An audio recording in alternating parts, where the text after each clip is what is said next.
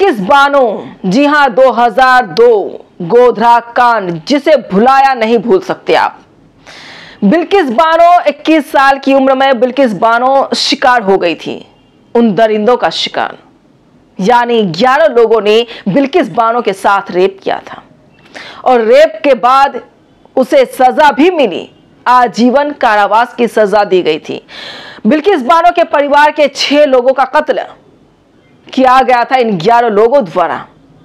एक मासूम बच्चा बिल्किस का उसे कुचल दिया गया था, चोट मार मार करके बच्चे को खत्म कर दिया गया था। यानी कुल 7 परिवार के 7 लोगों की हत्या की गई थी और उसे 15 अगस्त को रिहा कर दिया गया। आजाद हिंदुस्तान में आजादी उसी दिन उसे दी गई कि आप आजाद हो गए हैं।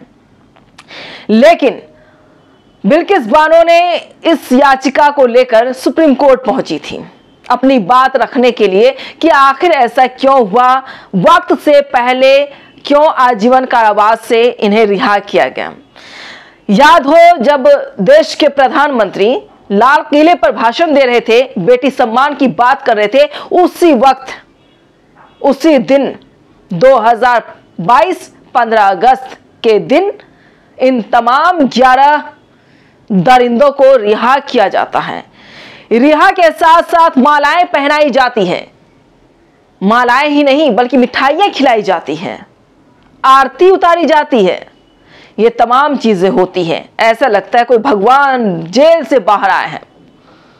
यानी 11 भगवान जेल से बाहर आए हैं, जिसको मिठाइयां खिलाई जा रही है, जिसको मालाएं पहनाई जा रही हैं, आरतियां उतारी जा रही हैं। क्या कहें, कितना शर्मनाक था। लेकिन इंसाफ फिलहाल बिल्किस बानो को नहीं मिला। बिल्किस सुप्रीम कोर्ट पहुंची, सुप्रीम कोर्ट में भी याचिका दायर की थी और कहा गया था, उसकी तरफ से शिकायत की गई थी कि इंसाफ कम से कम सुप्रीम कोर्ट में तो मिलेगा ही। लेकिन अगर सुप्रीम कोर्ट ही झटका दे और कहे कि नहीं, इसे खारिज कर दिया जाता है, तो आप क्या करेंगे। सर्वोच्च न्यायालय, जब आप हार जाते हैं, किसी भी राज्य में रहते हो, किसी भी राज्य सरकार से, सिस्टम से, वर्दी से, हर चीज से जब हार जाते हैं, तो आपके पास एक उम्मीद होती है, वो है सर्वोच्च न्यायालय, सुप्रीम कोर्ट। जहां आप पहुंचते हैं, जहां अपनी शिकायत रखते हैं, अपनी बात रखते हैं, ताकि वहां पर आपको आश्वासन मिल सके, आपको इंसाफ मिल सके। अगर सुप्रीम कोर्ट में यह कहा जाए कि एक ही बात को लेकर कब तक जिक्र करें, तो आपको कैसा लगेगा। जी हां, यह बिल्किस बानो के साथ हुआ है। बिल्किस 2002 से 2022 तक लगातार परेशानियों का सामना कर रही हैं, लेकिन इसके बावजूद उसे इंसाफ नहीं मिल पाया है। 11 दरिंदों को बाहर क्यों किया गया, इसका जवाब गुजरात सरकार सिर्फ एक तरह से दे पाई कि 1992 के कानून के हिसाब से उसे बाहर किया गया है। लेकिन कि 11 दरिंदों का सहारा कौन बना और रिहा किसने करवाया है, तो रिहा करने वाला कौन था, गृह मंत्रालय। वहां से चिट्ठी आई थी, उसके बाद उसे रिहा किया गया था। याद है आप लोगों को। सवाल यह है कि जब आजीवन कारावास की सजा मिली तो उसे क्यों खत्म किया गया, और जब पूछा गया सरकार से, यानी गुजरात सरकार से, कि आपने ऐसा क्यों किया, तो गुजरात सरकार के पास सिर्फ एक जवाब था। वो जवाब क्या है, वो जवाब था कि आचरण के अच्छे थे, व्यवहार में अच्छे थे, इसलिए रिहा किया गया है। क्या ये जवाब होगा। 11 बलात्कारी कातिल, उसे यह कहा जाता है कि व्यवहार में अच्छे थे, इसलिए उनको रिहा किया जाता है। लेकिन जब सुप्रीम कोर्ट तक बिल्किस बानो पहुंचती है, तो उसे यह जवाब और झटका मिलता है कि नहीं, इसे खारिज किया जाता है।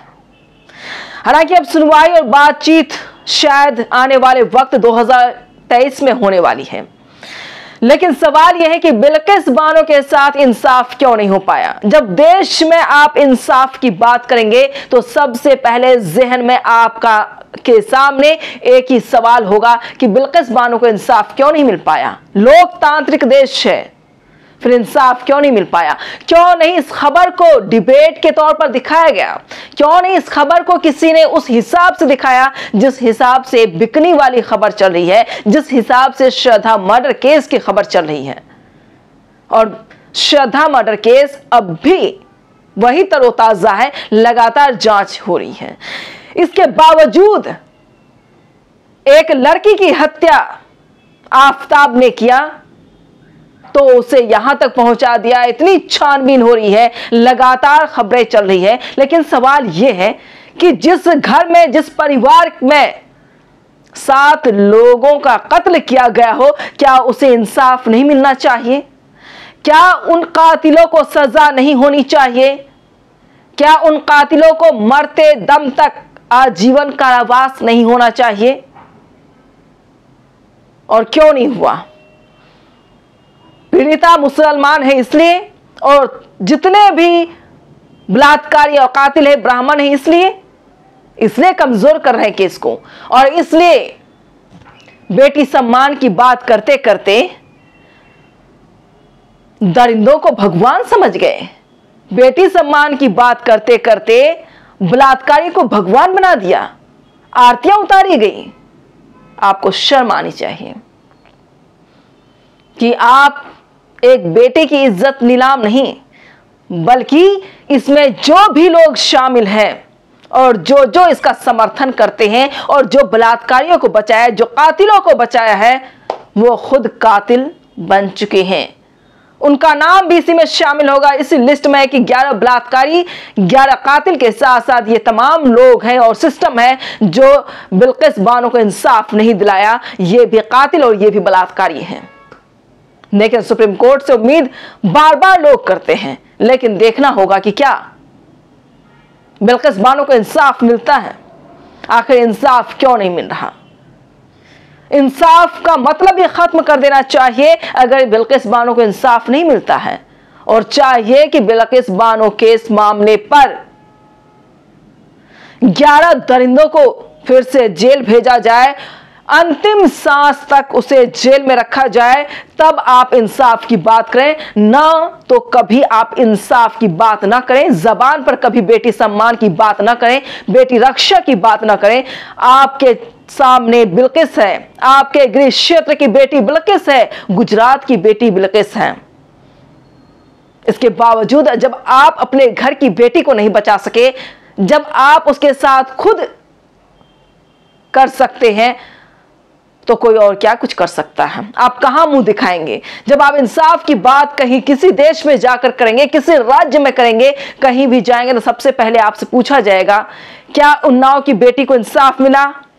क्या कठुआ की बेटी को इंसाफ मिला? क्या बिल्किस बानो को इंसाफ मिला? किसे पूछेंगे? क्या अंकिता को इंसाफ मिला? उत्तराखंड वाली, किसे इंसाफ मिला? आप इंसाफ की बात ही क्यों करते हैं जब आप जानते हैं कि सिस्टम और सारी चीजें आपके जेब में है? तो इंसाफ क्या करना? आपकी रजामंदी के बगैर कुछ नहीं होता।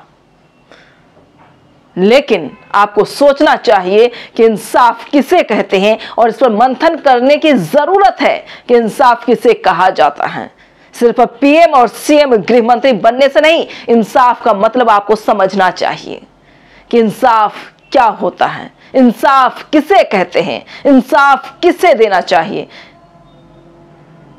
जिस लड़की के साथ 21 साल की उम्र में बलात्कार हुआ, 11 लोगों ने सामूहिक बलात्कार किया, उसे इंसाफ नहीं देकर बलात्कारियों का इंसाफ, बलात्कारियों को आपने बचाया है।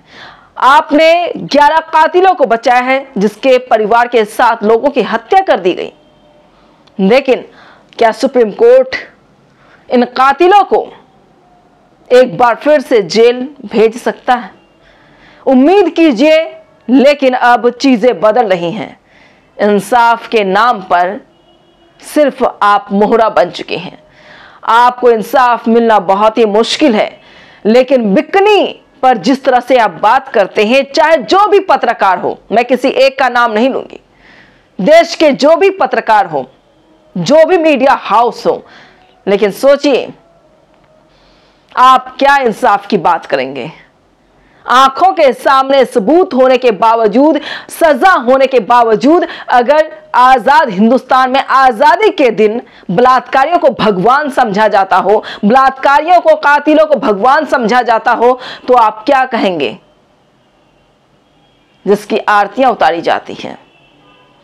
बस इंसाफ का इंतजार कीजिए और सुप्रीम कोर्ट का इंतजार कीजिए। लेकिन अगर वाकई देश में इंसाफ है और बेटी सम्मान की बात देश के प्रधानमंत्री करते हैं, तो मैं जानना चाहती हूं उनकी ताकत और उनकी उस बात पर यकीन करना चाहती हूं और करवाना चाहिए कि क्या 11 दरिंदों को जेल भेजा जाएगा? जब आप 11 दरिंदों को जेल भेजेंगे, 11 कातिलों को जेल भेजेंगे, उसके बाद जब आप इंसाफ की बात करेंगे, बेटी सम्मान की बात करेंगे, उस दिन लगेगा कि वाकई देश के प्रधानमंत्री ने सही फैसला लिया है। और मैं उस दिन भी कहूंगी कि देश के प्रधानमंत्री ने बहुत अच्छा फैसला लिया है। बेटी सम्मान की बात कर रहे थे, लेकिन बेटी को उन्होंने बचाया है। लेकिन आप अभी बलात्कारियों के साथ हैं और कातिलों के साथ हैं, जो कि आपको नहीं होना चाहिए था।